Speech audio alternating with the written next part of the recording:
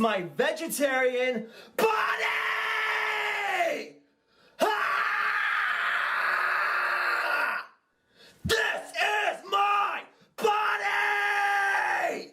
Well, he's back, y'all. Bruh. It's been a while since ONISION has been fully on the internet, but it looks like he's coming back and just completely ignoring all the allegations against him.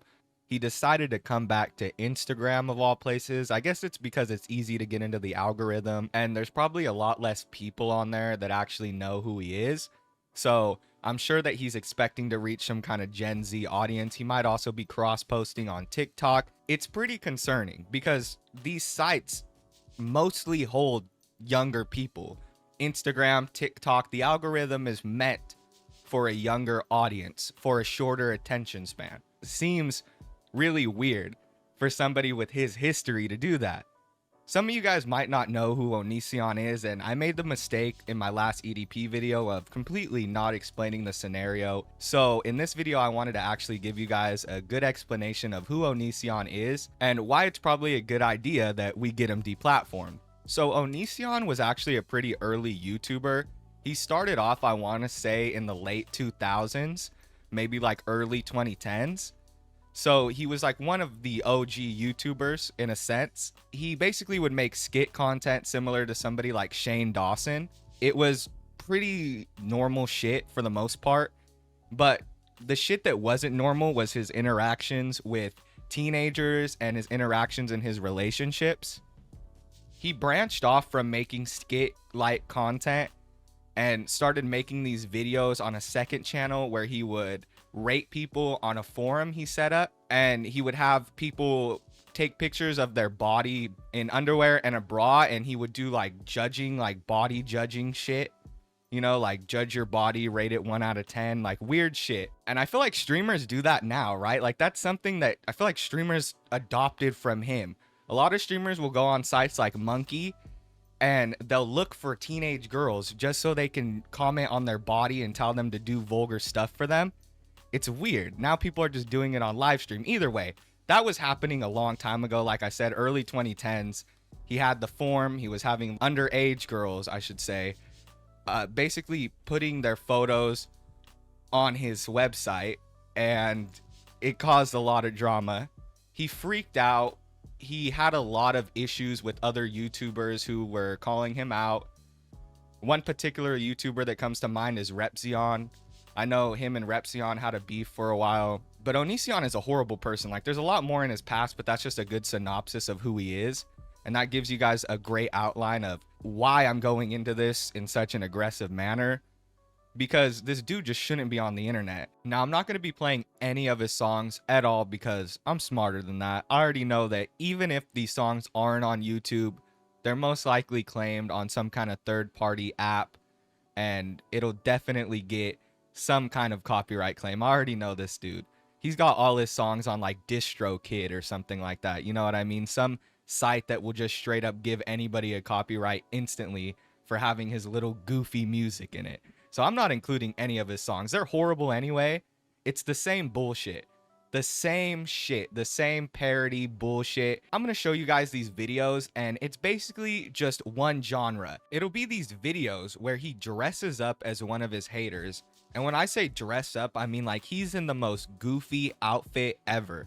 He just pulls out whatever he can. He'll wear baby clothes. He'll wear a woman's dress, like whatever. It doesn't matter. He'll basically try to make the hater look as goofy as possible. And then he creates this extreme scenario in which they're calling him out for things that he can manipulate, obviously, in his script to make them seem stupid.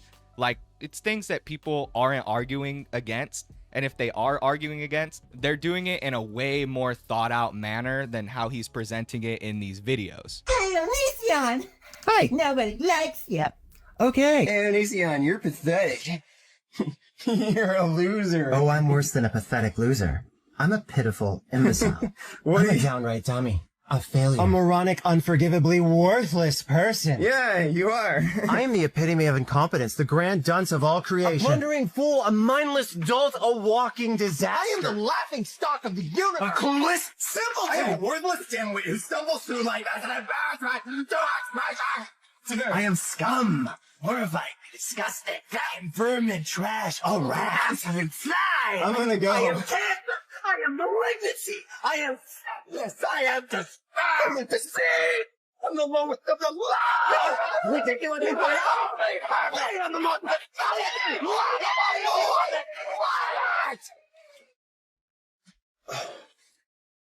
What was that? Just having fun, you know, goofy guy stuff. But it's not just that. He's not just spurging out on his haters. He's also been making these hit pieces towards his victim. It's really weird because we already know that this person was underage when ONISION began their relationship with them.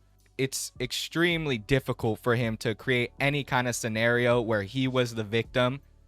I mean, dude, you were talking to an underage girl and you adopted them, created a relationship with your wife, with that underage female, and now you're trying to play victim as if the underage girl somehow manipulated you and tried to make you seem like a bad person. Do you understand how dumb that seems when there's records in place that show that you adopted this person? There's text messages that have been exposed that show that you had some kind of messaging with them, you and your wife. Weird, bro. Like, come on, there's no excusing that. There's no scenario where you can try to play the victim. So an underage girl coerced you into a relationship. Do you know how stupid that sounds? You're an adult male. Come on, bro. Like, you adopted this little, like, bro, he's just weird, bro. Like, making up all these excuses and trying to play the victim makes you seem so weak and cowardly. Like, beyond anything that I thought ONISION was capable. I thought he hit rock bottom already, but now with these hit pieces, what are you even trying to accomplish at this point? So back in 2019, someone said that they would destroy my life if I didn't give them what they wanted. You said you could destroy us if you wanted to. You said it to Luke and you said it to me. As a joke? Sure, I probably did. I specifically had that person sign an agreement that they could not lie about me. And they said they would only sign the agreement if we could do stuff. I basically was like, oh, you know, only if we do stuff will I sign the papers. And if they could get what they wanted. I made jokes about not signing it unless I got something out of it, got what I wanted. And the person who did that, this is their laugh. That is the person that most every single person who has anything bad to say about me uses as their mascot. The person with this laugh. Yeah. If you, Gaslighting, bruh. That is the anthem of the anti-ONISION agenda. This.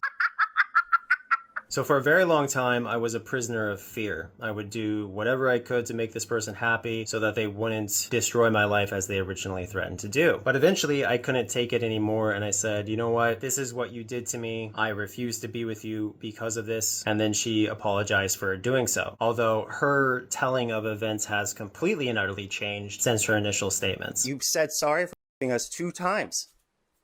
Dude, it was sarcastic. Meanwhile, mine have remained the exact same. Wonder what that could mean. Going to therapy, because if you not, you need to. Well, after the trauma you put us through, I went through therapy, yeah.